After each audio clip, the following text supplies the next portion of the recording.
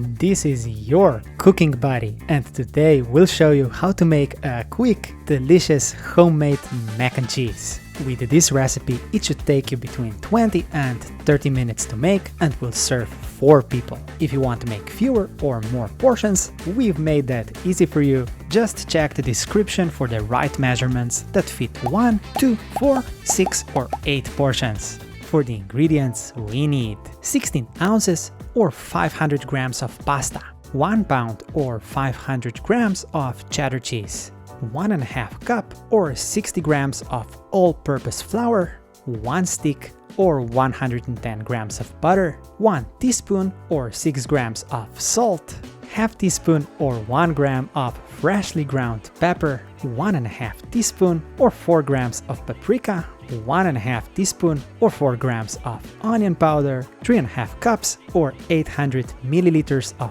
milk, and if you want, parsley, basil or any other fresh greens for decoration. Now is a great time to pause and take a screenshot of your ingredients. And here's the equipment we'll need.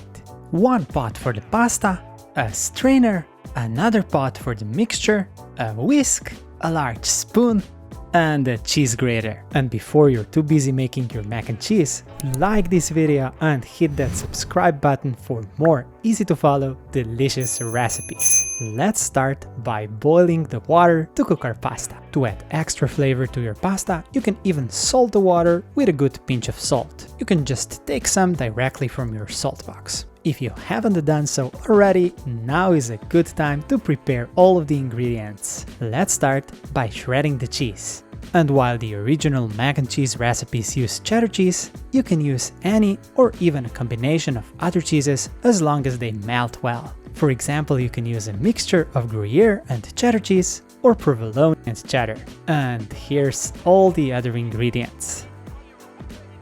When the water starts boiling, throw in the pasta. Set the timer to 7 to 10 minutes, depending on the type of pasta and how tender you want it to be. Just check for the suggested cooking time on the box. Meanwhile, let's prepare the cheese mixture in the second pot.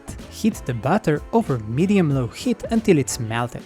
Add the all-purpose flour and paprika, pepper, salt, and onion powder.